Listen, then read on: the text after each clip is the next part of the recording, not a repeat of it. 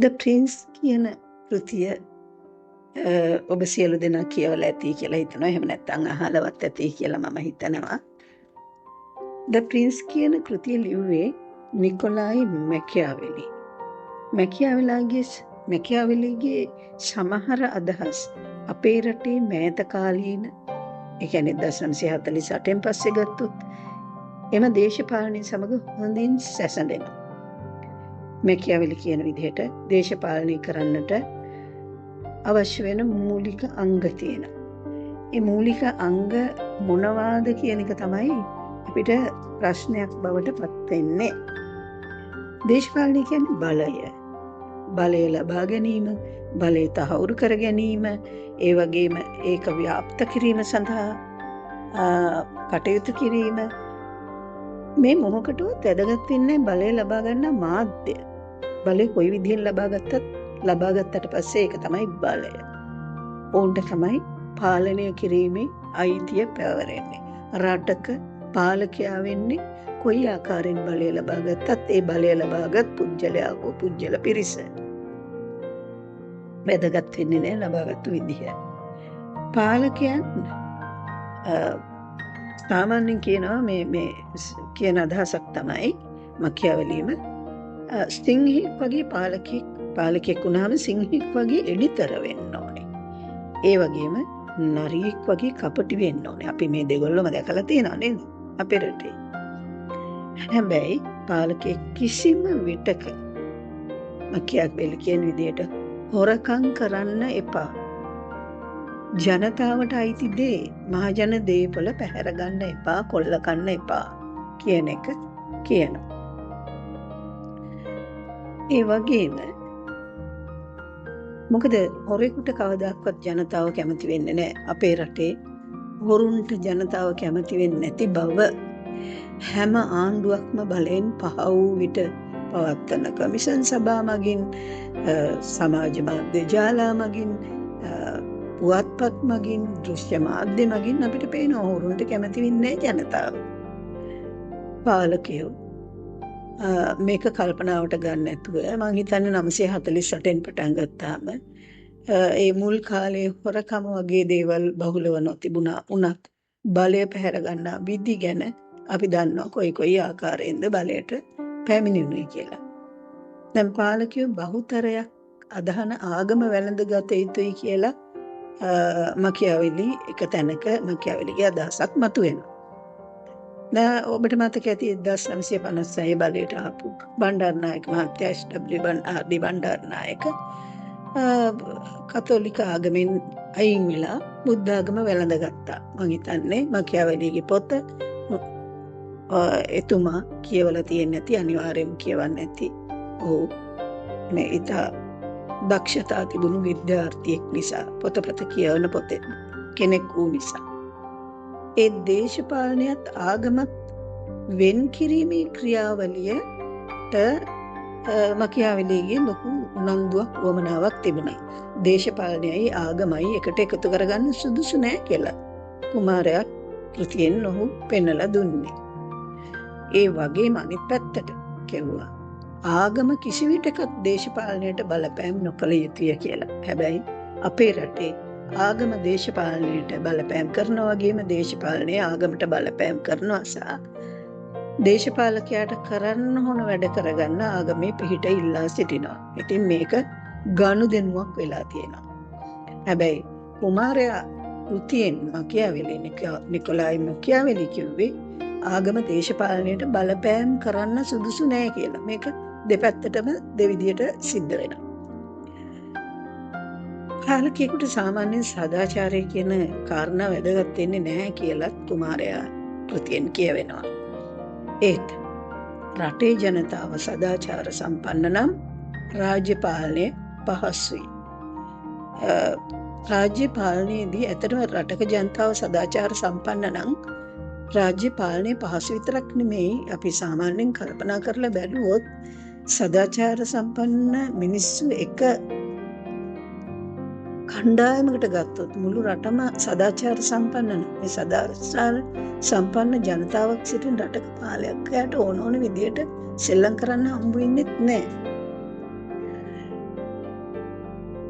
දැන් ඊළඟට කුමාරයා කෘතියෙන් කියවන දෙයක් තමයි රාජ්‍ය පාලනය සම්බන්ධයෙන් සතුරෙක් දමනය කිරීම කොහොම කරන්න ඕනිද පාලකයෙක් කියන එක. මකියවෙලි කියන්නේ විරුද්ධ කෙනා එහෙම නැත්නම් සතුරා විනාශ කරන්න. සතුරෙක් ඉන්නවනම් එයා විනාශ කරන්න. එහෙම නැත්නම් අනේ ඉඳල්ලේ ඉන්න දෙන්න. කල නොයුතුම දේ තමයි සැරින් සැරේ වද දෙන්න එපා. පහර දීම් කරන්න එපා. පහර දීම් වලදී පහර දෙන්නේ පාලකයා නොවන බැවින් පහර දෙන්නට අන ලැබූ පුජ්‍යලයන්ගේ ක්‍රියාදාමය පහර දීමට අනදුන් කෙනාගේ ක්‍රියාදාමයට වඩා වෙනස් වෙන්න පුළුවන්. ඒ වගේම ඒක අපි දැකලා තියෙනවා අපේ රටේ එහෙම වෙලා තියෙනවා. පාලකයා සැරින් සැරේ වද දුන් කීයක් චරිත දේශපාලනය නිවත් වුණාද ජීවිතේ නිවත්ව ගියාද ඒවා අපි දන්නවා. ඒ වගේම තමයි කුමාරයා කෘතියෙන් මකියාවෙලි කියනවා යාබද රාජ්‍ය Tamanට වඩා බල සම්පන්න නම් මිත්‍ර සම්බන්ධතා වහාම ඇති කරගන්න කියලා. අපේ රටේ දේශපාලකයා සහ දේශපාලනය තුළ අපි දැකපු දේ තමයි අපි ඊටාම මිත්‍ර විය යුතු ඉන්දියාව සමග මිත්‍ර වීමට වඩා බොහෝ හතුරුකම් ඇති කරගත් අවස්ථාවන් තියෙනවා. දැන් මුල් කාලීනව නම් ඉන්දියාව සමග ඊටම සම්බන්ධතා තිබුණා. පසුව ඒ සම්බන්ධතා වලට නොඑක් විදිහේ බාධාවන් ඇති වුණා. ඒක අපි දන්නවා. මොකද දේශපාලන ක්‍රියාදාමයක තිබිය යුතු හොඳම දේ තමයි තමා සල්ලැසියා සමග සමගියෙන් සමාදානයෙන් සිටීම. මොකද අපේ සීමා මායිම් වල ඉන්නේ ඔවුන් බලවත් නම් මේක වඩාත්ම අවශ්‍යම දේ තමයි අපි ඔවුන් සමග හොඳින් සිටීම, වහා මිත්‍ර සබඳතා ඇති කර ගැනීම. ඒවා paludu වීමට ඉඩ නොදී. මේක අපේ ඉතිහාසය තුළ කී වරක් කඩ වී තිබෙනවාද යන්න. මොකද බලවත් පුද්ගලයාට අපේ සමගියට වැඩිය අපට බලවත් පුද්ගලයාගේ අපි සමග තිබෙන සමගිය ඉතාම වැදගත්. ඉතින් ඊළඟට හැබැයි තව මේ මකියාවෙලි කියනවා දුර්වල නම් ආක්‍රමණය කරන්න කියලා. මම දන්නේ ඒක එහෙම කිව්වේ කොහොමද කියලා. හැබැයි ਉਹ කියලා තියෙන්නේ ප්‍රායෝගික දේශපාලනය. දුර්වල නම් ආක්‍රමණය කිරීම ප්‍රායෝගික දේශපාලන ක්‍රමයක් කියලා ඔහු අපිට ඉදිරිපත් කරලා තියෙනවා. මේ කුමාරයා කෘතිහි පරිච්ඡේද 26ක් තියෙනවා. මේකේ හුඟක් දේවල් තියෙනවා නූතන දේශපාලනයේ තියෙන ඝාතන, පාවාදීම්, ඒ වගේම ක්‍රූරත්වය, දයාව, ආගමිකව දේශපාලනයට බලපෑම් කරන හැටි ආදී සංකලනයකින් යුතු පාලකයා ගැන තමයි මකියාවෙලි කතා කරන්නේ. මේ කෘතිය දේශපාලන සෙල්ලම් උගන්වන පොතක්ද කියලා සමහර ලාට හිතෙන්න පුළුවන්.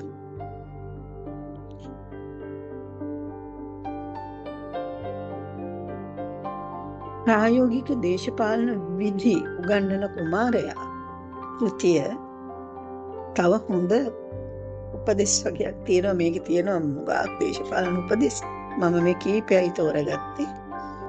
පාලකයා කිසිම විටක තමන්ගේ බලය භාවිතා කොට අන්සතු ගැහැණුන් සමග සබඳතා ඇති කරගන්න සුදුසු නෑ. එවැන්නියක් සරණ පාවා ගන්න සුදුසු නෑ කියන එක. හොරකම් කරන්න සුදුසු නෑ, හොරකම් කරන්න එපා කියන අවවාදය දීලා තියෙනවා. මේවා කිරීමෙන් අනිත් එක රට දුරාචාරයට යන දේවල් වලට අනුබල දෙන්න එපා. මිතුරන් වෙනුවෙන් එවැනි දේ කරන්න එපා කියන කාරණා ඉදිරිපත් කරලා තියෙනවා. එයින් වෙන්නේ බලයේ සිටින්නාගේ බලය පිරිහීම. ඔය මකියාවෙලිට කියනවානේ බලවාදී පියා කියලා. බලවාදී පියා. ඒ වගේම කියනවා ජඩ දේශපාලනය ලොවට හඳුන්වා දුන්නා කියලා මේ කුමාරයා ද ප්‍රින්ස් ලියපු නිකොලායි මකියාවෙලි. නමුත් ඇත්තටම කියනවා නම් මේ ජඩ දේශපාලනය ලොවට හඳුන්වා දුන්නා නෙමෙයි, තිබෙන යථාර්ථය පෙන්වා දුන්නා. එන්නේ මේක දා ඊටම මේ පරණ කාලයක ලියවුණු මේ කෘතියක් මේ කෘතිය. මගේ මතකයේ හැටියට 16 වෙනි සතවර්ෂයේ වෙන්න ඕනේ. එතකොට මේම කෘතියක් ලියන්න ඒ කාලේ තිබිච්ච දේශපාලනයෙන් බලපාන්න ඇති හොඳටම. දේශපාලන ආරක්ෂාව, ස්වාධීනත්වය, රටේ නීතිය ක්‍රියාත්මක වීම, ජනතාවගේ සුබ සිද්ධිය සපුරාලීම කියන හැමදේම අයිති වෙනවානේ රජයකට. හරි දේ කිරීම මේවා ඔක්කොම ඒවා උනාද කියන එක තමයි කුමාරයා ද ප්‍රින්ස් කියන කුමාරයා කියන කෘතියෙන් මකියාවෙලි කියන්න හැදුවේ.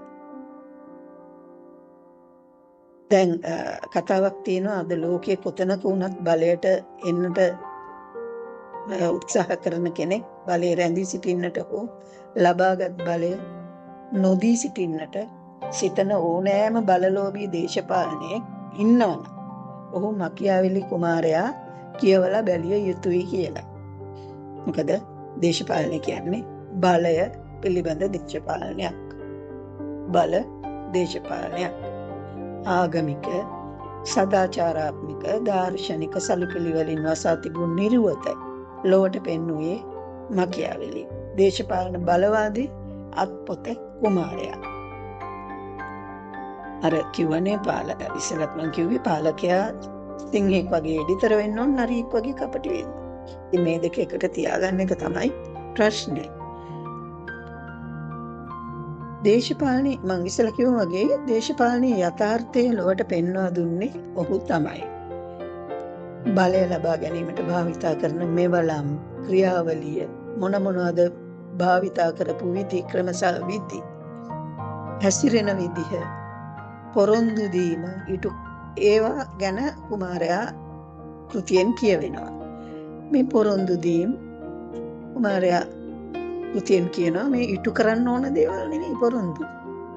මිනිසුන්ට අමතක වෙලා යනවා කියලා ඔහු කියනවා. හරියටම ගැලපෙනව නේද 78 එහෙම දුන්නු පොරොන්දු. 88ක් දෙනවා කියලා පොරොන්දු දුන්නා.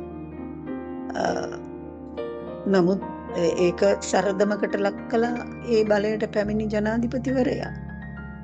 ඒ වගේම වරින් වර එහෙම සරදම් කරලා තියෙනවා ජනාධිපතිවරුන් ජනතාවට අපේ රටේ. පොරොන්දු උටු නොකිරීම ප්‍රශ්නයක් නෑ කියලා කුමාරයා කියනවා. මොකද මිනිස්සුන්ට අමතක වෙනවා කියලා. මොකද මිනිස්සුන්ට අමතක වෙනවා නම් ඉතින් පොරොන්දු දුන්න බවත් අමතක වෙලා යනවනේ. මකියාවෙලි පෙන්නලා දුන්නේ දේශපාලන යථාර්ථය. ඔහු ජඩ දේශපාලනය හඳුන්වා දුන්නා කියලා කියන්න බෑ. එය පෙන්වා දුන්නා වෙන්න ඕනේ. දේශපාලන විද්‍යාවේ නූතන පියා නිකොලායි මකියාවෙලි කියලා තමයි හඳුන්වන්න පුළුවන් වෙන්නේ. ඉතින් අපි හිතුවොත් අද මේ අපි අරගෙන බලමුකෝ අපේ ඩීඑස් සේනානායක මහත්මයා ආගමැති වෙලා හිටියා. ඊට පස්සේ ජෝන් කොතලාවල ඩඩ්ලි සේනානායක ඊළඟට සිරිමා SW බණ්ඩාරනායක අර මං ඉස්සෙල්ලා කිව්වා වගේ බහුතරයකගේ ආගම වැළඳගත යුතුය කියන එක පිළිපද බෞද්ධ ආගමට පැමිණි SW බණ්ඩාරනායක ඊළඟට 56 විප්ලවය ඇති කළේ ඔහු. ඊළඟට අපි සිරිමාව බණ්ඩාරනායක මැතිනිය. ඊළඟට ඔය අතර තුර හිටියා විජයානන්ද දහනායක. ඒ වගේම අනතුරුව ජයා ජයවර්ධන 78 විශාල වෙනසක් රට තුළ ඇති කළා. විවෘත ආර්ථිකය හඳුන්වලා දීලා ජනාධිපති ක්‍රමය විධායක ජනාධිපති ක්‍රමය හඳුන්වලා දීලා අද කොයිතරම් පරිහානියකට ඒ විධායක ජනාධිපති ක්‍රමය බලපෑවද කියන එක අපි දන්නවා. ඊළඟට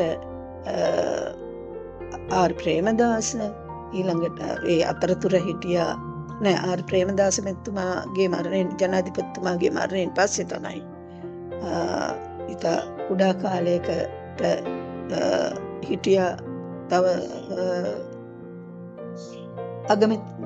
ජනාධිපතිවරයෙක්. ඒ වගේම ඊට පසුව චන්ද්‍රිකා බණ්ඩාරනායක කුමාරතුංග මැතිනිය. ඊට පස්සේ මහින්ද රාජපක්ෂ ටිකක් දීර්ඝ කාලයක් හිටියා බලේ. ඊළඟට දැන් ඉන්නවා අනුර කුමාර දිසානායක. මේ හැම දෙනා තුළම සිංහෙක් සහ නරියෙක් සිටියද කියලා ජනතාව තමයි තේරුම් ගන්න ඕනේ. ඉතින් මේ අය දේශපාලනය කරපු ආකාරය පිළිබඳව අද හිටියොත් එහෙම මකියාවෙලි නිකොලායි මකියාවෙලි. The Prince ලියපු නිකොලායි මකියාවෙලි. අර කතාවක් තියෙනවනේ. Not my circus, not my monkeys කියලා. හැබැයි නිකොලායි මකියාවෙලිට මේ අපේ කට්ටිය වෙනුවෙන් කියන්න තියෙන්නේ ඒක වෙනස් කරලා. මොකක්ද වෙනස් කරලා කියන්නේ? Not my circus but my monkeys. ආපහු කියන්නේද? Not my circus but my monkeys. අපි බලමු මොකද වෙන්නේ කියලා. රට හොඳකට යනවා නම් මකියාවෙලිගේ කුමාරයාම ඇති හැදෙන්න. ජඩ දේශපාලනයට පාර පෙන්වුවා නෙවෙයි. ජඩ දේශපාලනය කවරාකාරද? ඈඳා නොගත යුත්තේ මොනවාද? ආගම දේශපාලනය හා සම්බන්ධ නොවිය යුතු බව. ඒ වගේම හොරකම් නොකළ යුතු බව. ඒ වගේම අනෙකුත් දුර්දාන්ත වැඩ නොකළ යුතු බව නොකියා කිව්වේ කුමාරයා. ඉතින් මකියාවෙලි මෙහෙම කියයි නේද? ආපහුත් මං කියන්න. Not my circus but my monkeys. බොහොම ස්තුතියි ආයෙත්.